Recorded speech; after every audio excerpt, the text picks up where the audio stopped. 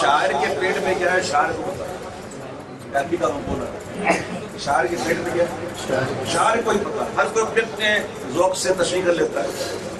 میں سمجھتا ہوں اعلیٰ حضرت نے یہ شعر کیوں لکھا، میں یہ سمجھتا ہوں یہ وہی کلام ہے جس کلام پر پردے اٹھے تھے،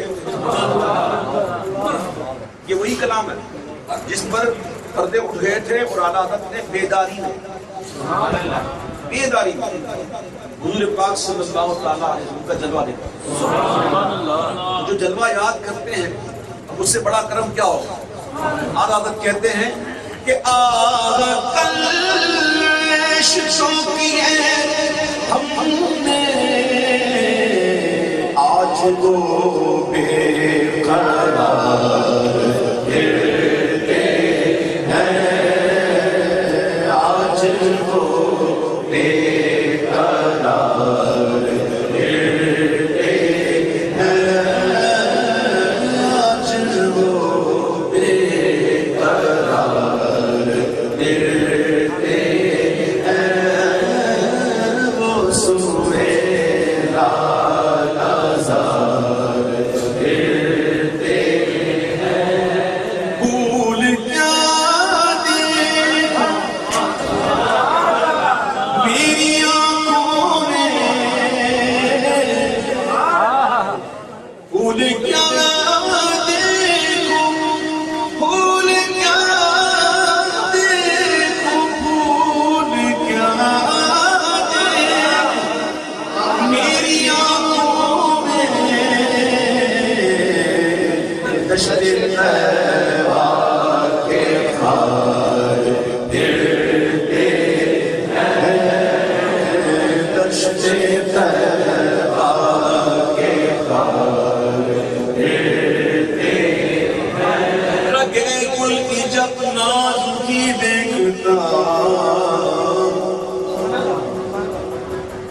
رگے گل کی جب نازکی دیکھتا مجھے یاد آتے ہیں خار مدینہ پھول کیا دے میری آنکھوں میں تشکیل تیوا کے خار پھرتے ہیں، خوش رہے گل پہ عندنی خوش رہے گل کے اندلی خار حرم مجھے نصیب میری بلائی ذکر پر بھول کے خار کھائے کیوں پھول کیا دے میری آنکھوں میں تشریف تیوا کے خار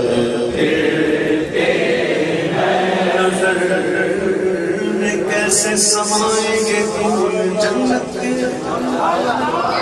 نظر میں، کیسے سمائیں گے پھول جنت کے کہ بس چکے ہیں مدینے کے خواب آنکھوں میں پھول کیا ہے میری آنکھوں میں تشریف تیرا کے خار پھرتے ہیں پھول کھلنے کے ذات تجھے خار تیرا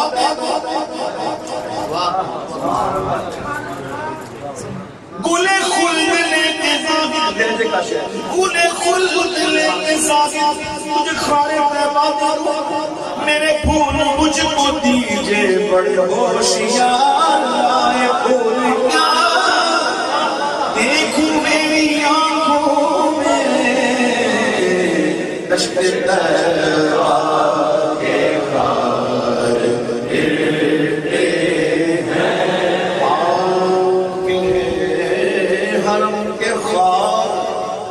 کشیدہ میں کس لیے آنکھوں میں آئے دل میں رہے سجدے رہے دل میں گھر کرے پھول کیا دیکھو میری آنکھوں میں تشریف تیرا کے خار پھرتے ہیں دشت تیرا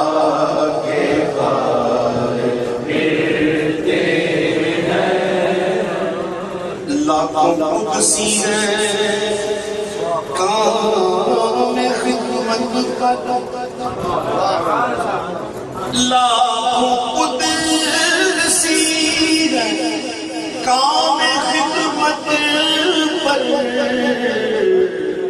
لاکھوں گردے مزار گرتے ہیں لاکھوں گردے مزار گرتے ہیں لاکھوں گردے مزار گرتے ہیں ہر جگہ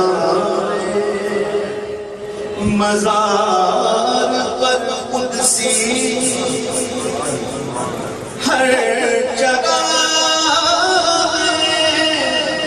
مزار پر قدسی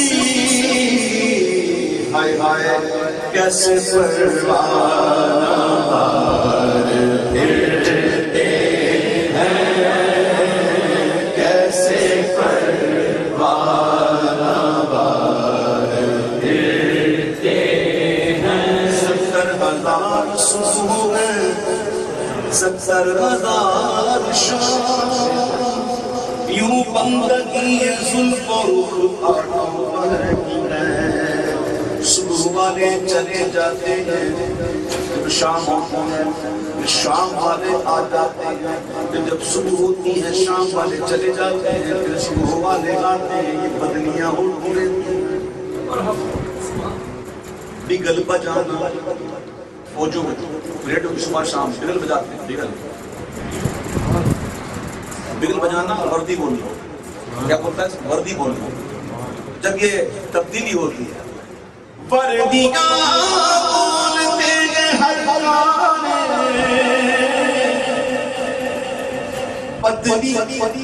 وردیاں بولتے ہیں ہر گانے تو پہرا دیتے سوار پھرتے ہیں پہرا دیتے سوار پھرتے ہیں ان کے ایمان اشارہ ان کے ایمان پہ دونوں پاؤں ان کے ایمان پہ دونوں پاؤں پر خیل لیل و نہار پھرتے ہیں خیل لیل و نہار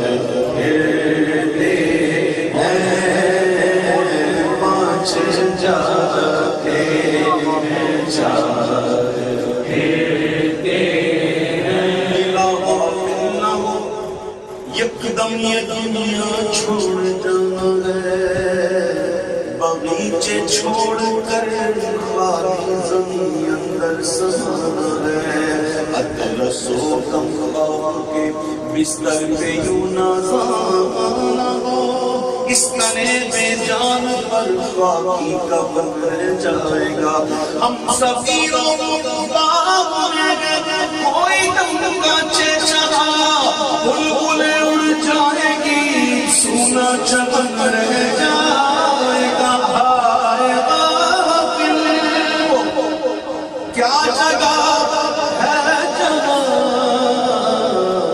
آج جاتے ہیں جاتے ہیں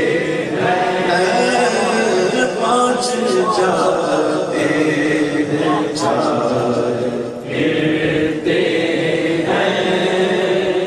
پانچ جاتے ہیں چار پھرتے ہیں، پانچ جاتے ہیں چار پھرتے ہیں، اس گلی کا قدم جس میں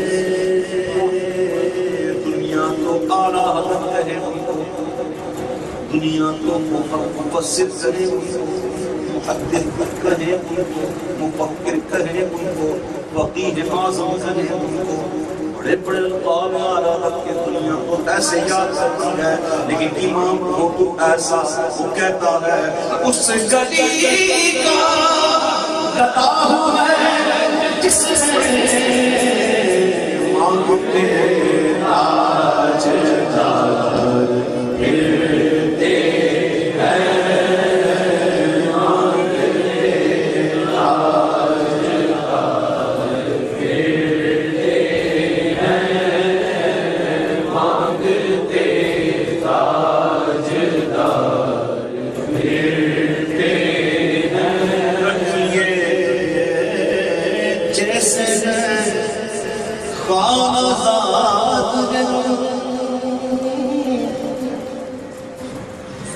رکھیے جیسے خانہ زاد، رکھیے جیسے خانہ زاد، مول کے عیبدار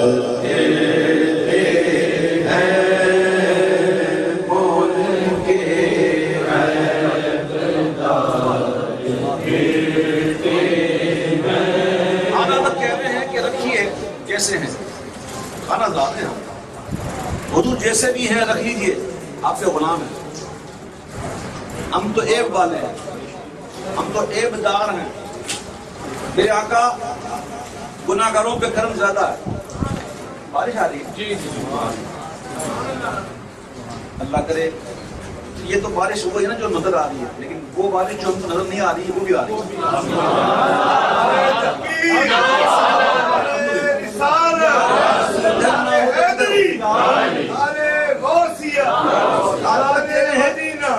عرب کہتے ہیں کہ ہم غلام ہیں، حضور خانہ زاد ہیں، آپ کے ہم جیسے بھی ہیں رکھ لیں،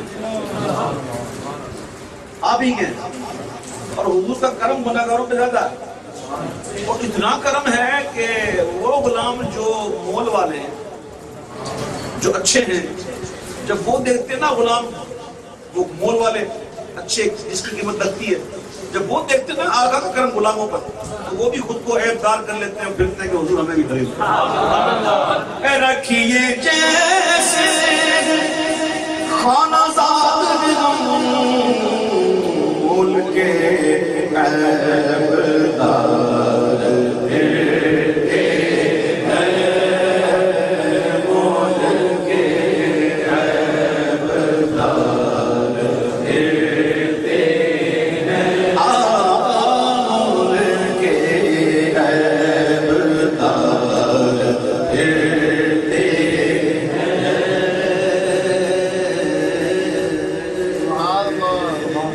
باتیں ایسی ہوتی ہیں میرے پیارے بھائیوں کرنے جیسی نہیں ہوتی، جو صرف پڑھنے والی ہوتی ہیں اور سمجھنے والی ہوتی ہیں، صرف سمجھنے والی ہوتی ہیں، پڑھنے والی ہوتی ہیں، بیان نہیں کیا اور بیان کرتے ہیں تو معاملہ ذرا سا اگلا تھوڑا سا عجیب ہو جاتا ہے۔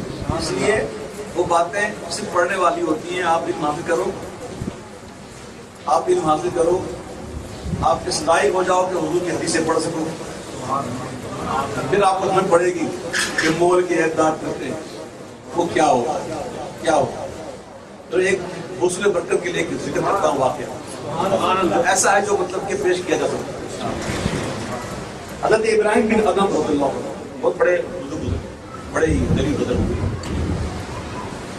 اور وہ فرماتے ہیں کہ میں کسی ایسے موقع کی تلاش میں تھا کہ جس سے مجھے مطاف جو ہے خالی مل جائے،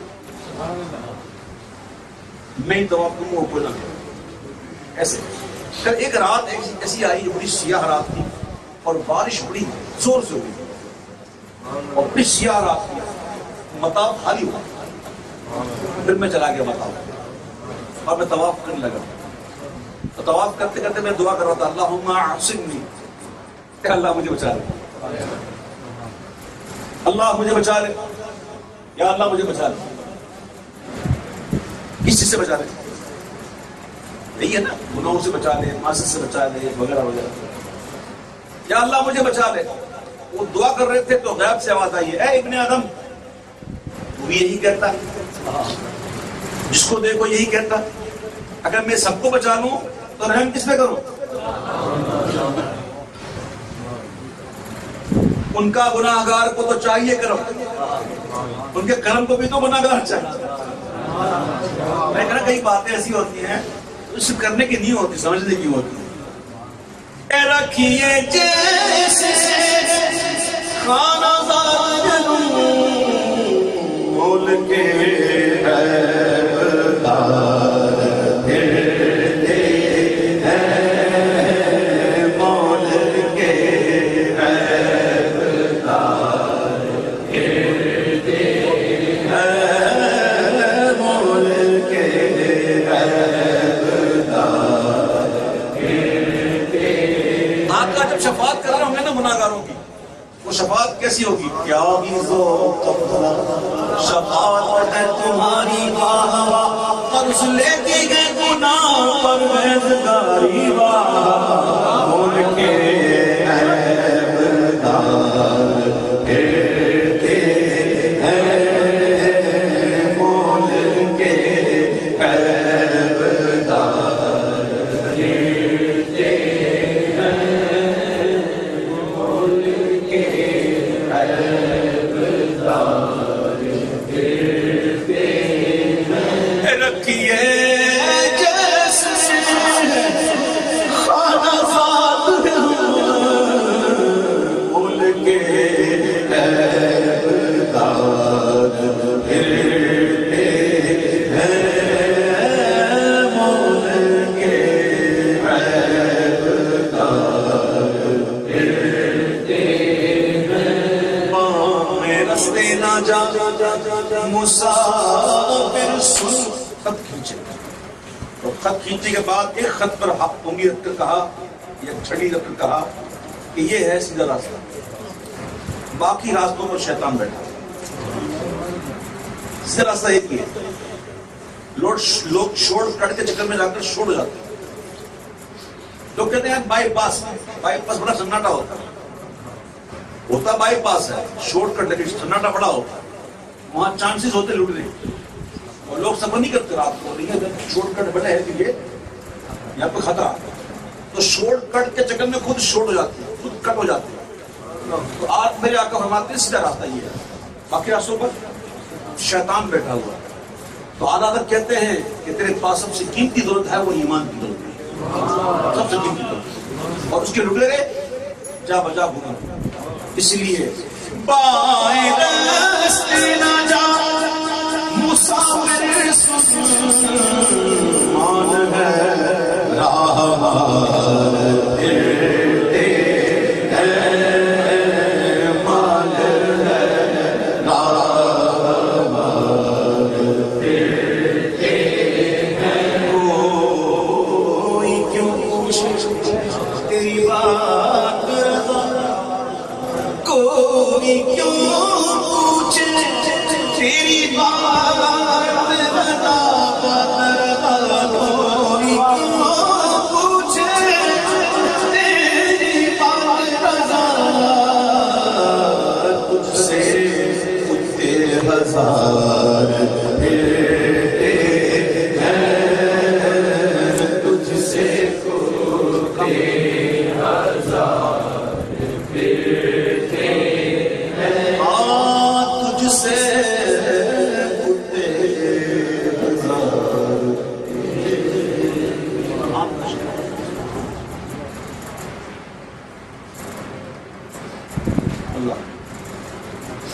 کمال کا شعر ہے. لوگ سمجھتے ہیں یہ کتا مراد وہ کتا ہے, یہ کتا نہیں, یہ تو پتہ ہی نہیں نا آگے. وہ بیچارے جو تھوڑا کم پڑھے لکھے ہوتے ہیں یا بہت زیادہ پڑھے لکھے ہوتے ہیں, وہ پھر مغالطہ کھا جاتے ہیں. ایک بزرگ کا ایک مرید تھا, اس نے اپنے پیر سے کہا کہ مجھے اجازت دیجیے میں جاؤں حج پہ جاؤں. تو آپ نے منع کر دیا نا. اب مرشد کی نگاہیں جو دیکھ رہی ہوتی ہے نا, وہ اپنے مشاہدے سے بیان کرتے. آپ نے منع کر دیا. کچھ عرصے بعد دوبارہ اجازت مانگی, آپ نے منع کر دیا. بہت زیادہ زندگی تو کہا ٹھیک ہے جا, لیکن مدینہ مت جانا. حضرت حج پہ جاؤں اور مدینہ نہ جاؤں, صحیح کام کر جا, لیکن خیال رکھنا کسی کو تکلیف نہ پہنچے, کوئی بھی تکلیف نہ ہو. حضرت کا خیال رکھنا, میں کوشش کروں گا کسی کو تکلیف نہ پہنچے. جاتا ہے, حج کرتا ہے, پھر مدینہ چشم جاتا ہے, وہاں رہتا ہے. پھر جب واپسی ہوتی ہے وہ آ جاتا ہے. تو واپسی میں جب وہ آ رہا ہوتا ہے تو اس کے ذریعے ایک کتے کو ٹھوکر لگ جاتی ہے, اور کتے کو زخم آ جاتا ہے اس کی پیٹھ پر. وہ اس کا غیر ارادی طور پر ہوتا تھا. دیکھیے ایک جس میں مثالی آپ بھی سمجھیں گے ابھی, کیونکہ آپ شاید پڑھا نہیں ہوگا. جنہوں نے پڑھا ہوا سمجھیں گے. ایک جسمی اصلی یہ ہے, ایک جسم مثالی ہوتا ہے. جسم مثالی ایک وقت میں کئی مرتبہ کئی جگہ پر بھی ہو سکتا ہے. جیسے غوث پاک ایک وقت میں 70 مریدوں کے یہاں سمجھ میں آ نہیں سکتا محمد غوث اعظم. تو جسم مثالی الگ ہوتا ہے. ایک مرید بھی اگر سچا عاشق ہونا اپنے پیر کا, اور وہ تصور شیخ میں فنا ہو جائے تو اعلیٰ حضرت دکھتے ہیں کہ پھر صورت شیخ متمثل ہو کر ہمیشہ خواب رہتے ہیں. تو جس میں مثالی الگ الگ ہوتی ہے.